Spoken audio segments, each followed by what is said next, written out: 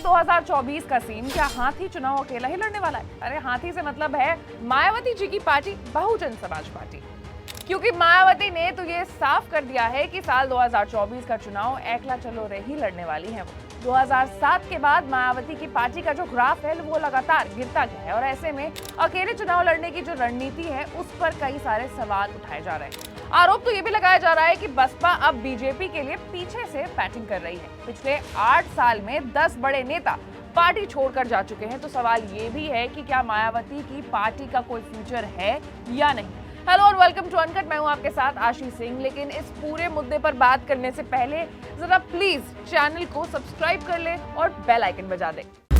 Baspa supremo Mayawati ने अपने जन्मदिन पर 2024 की लड़ाई में अकेले चलने का फैसला किया है। मायावती के इस फैसले के बाद गठबंधन की कवायद में जुटी कांग्रेस सन्न है।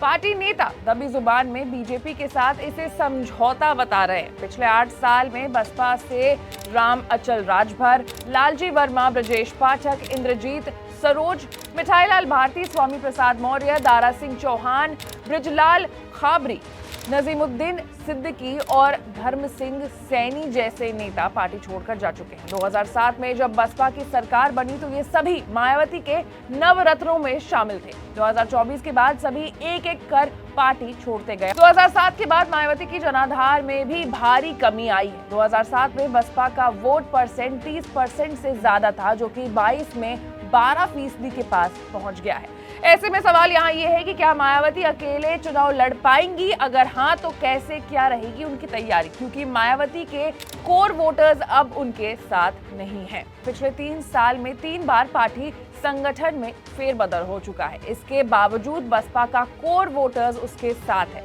यूपी में जाटव समुदाय बसपा का कोर वोटर्स माना जाता है, जिसकी आबादी करीब 12% है। 2022 के चुनाव में भले मायावती की पार्टी सिर्फ 1 सीट जीती, फिर भी कोर वोटर्स साथ रहे। ऐसे में मायावती अपने कोर वोटर्स के बूते पर साल 2024 और 27 के चुनाव में एकला चलना चाहती है। 2024 को लेकर मायावती ने पूरे यूपी को 7 सेक्टर में डिवाइड कर दिया है और सभी जगह पर प्रभारी भी नियुक्त कर दिए गए हैं। मायावती ने पार्टी में नेताओं की कमी को देखते हुए भाई आनंद कुमार और भतीजे आकाश कुमार को मैदान में उतार दिया है। मायावती ने भाई आनंद को बसपा का राष्ट्रीय उपाध्यक्ष और भतीजे आकाश को नेशनल कोऑर्डिनेटर बनाया है। दोनों सभी सेक्टर प्रभारियों के साथ मिलकर मिशन बसपा के लिए काम कर रहे हैं।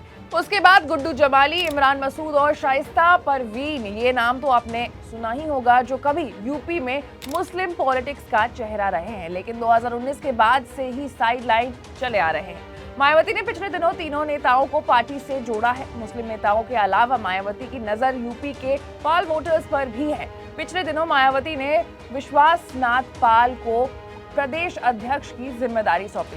यूपी में करीब 2% पाल वोटर्स हैं, जो ब्रिज और रोहिलखंड में काफी ज्यादा प्रभावी माना जाते हैं। अब बात करेंगे बसपा पर लग रहे आरोप के बारे में। बसपा पर बीजेपी से समझौते का आरोप लगाया जा रहा है। इसके 3 मुख्य कारण है। पहला कारण है दलित वोटर्स के कंफ्यूजन को दूर नहीं करना, दूसरा बीजेपी से ज्यादा कांग्रेस पर हमलावर होना और तीसरा बीजेपी सरकार के खिलाफ सड़कों पर प्रदर्शन न करना।